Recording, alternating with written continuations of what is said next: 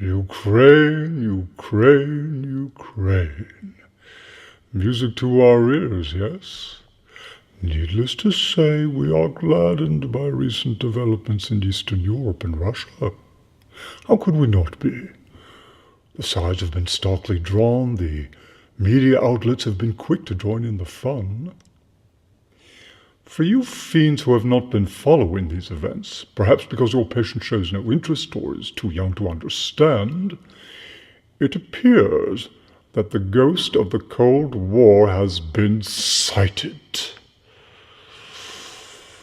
Some of you more experienced tempters might well remember those exciting days, yes? Where the humans seemed hell-bent on an interminable game of nuclear brinkmanship, huddled around the two big 20th century ideologies. Democracy versus communism. Or the West versus the East. Good versus evil. Oh, those were the days. Just kidding. The fact that Marxism is no longer a factor doesn't really matter. The Russian lust for autocratic leadership will fill that void nicely. What does matter is that the two major players still have a fantastic amount of nuclear warheads that if we do our jobs right by keeping the controversy going long enough, will gin up the collective memories of the leaders and their people on both sides, resulting in a great deal of fear, irrationality, and poor decision-making. As always, it doesn't really matter which side is right or wrong from our perspective. What matters is that we make sure that they make very little or no effort to understand each other's perspectives. The enemy will, of course, be constantly seeking to walk these creatures along the path of reconciliation and understanding, whereas our job will be to provide all manner of potholes and detours. And just like the creatures we mentor, our best work is done one patient at a time. Well, that is all we can do, after all.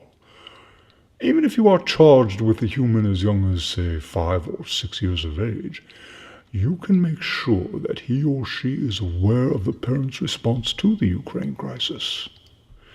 Steer your child's attention away from the parents if the discussion of the crisis seems measured or constructive.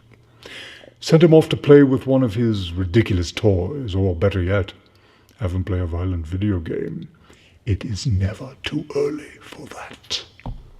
But if the father starts going on about how the Russian leader Putin is a real man full of chest hair and muscle, and his professorial cross-legged nemesis Obama is a sissy, well then by all means make sure that the child intently absorbs every second of it.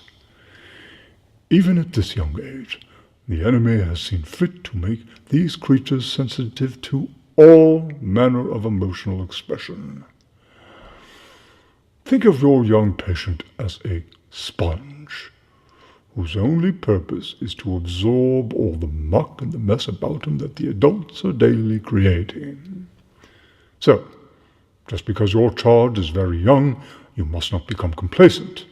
And by the way, the same goes for you tempters whose patients have not in any substantial way become any more mature or sophisticated than they were at 5 or 6 years of age. The enemy, as best we can tell, never gives up on any of his little darlings, no matter what age, no matter how low. Now, for those tempters whose patients are engaged by geopolitical happenings, the crisis in the Ukraine is a great opportunity. But no matter what level engagement your patient has with such affairs, if handled properly, this situation can bring out in him or her the most delightful and superficial acts of jingoism, of patriotism, and in turn, the suspension of many universal principles that would proffer understanding. Allow me to outline a basic framework for you to consider. In general, the thrust of your strategy should be to simplify. In fact, it is hard to imagine dumbing down this situation too much. Whip out one of those old reliable tropes, good versus evil, or right and wrong, or black and white, the usual binary nonsense. These creatures, they love a good fight, a battle of the wills, and nothing is more effective at getting the blood flowing than two of their own kind, clearly identified, Obama and Putin, being thrown into the ring to have a go at it.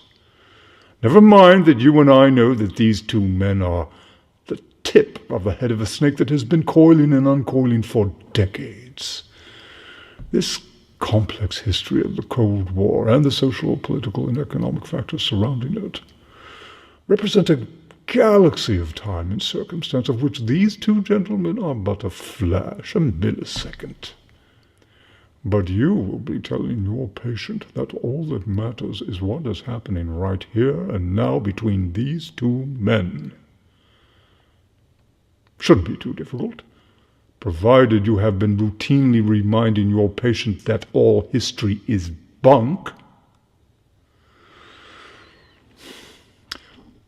I will take for granted that your patient has modest reasoning skills and has noticed that over the years double standards and hypocrisy have occurred on both sides.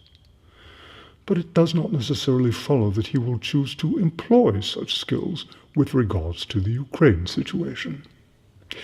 Your job will be to persuade him or her that this is one situation where prudent analysis serves no other purpose than to obfuscate a very obvious truth: that the other side is bad, bad, bad, and probably evil.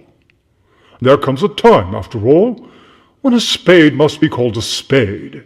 History is made by men seizing the moment for the righteous. You will find that certain media outlets will assist you greatly in making this point. In general, you want to steer your patient to the foxes of the world, be they swinging from the right or left, doesn't matter.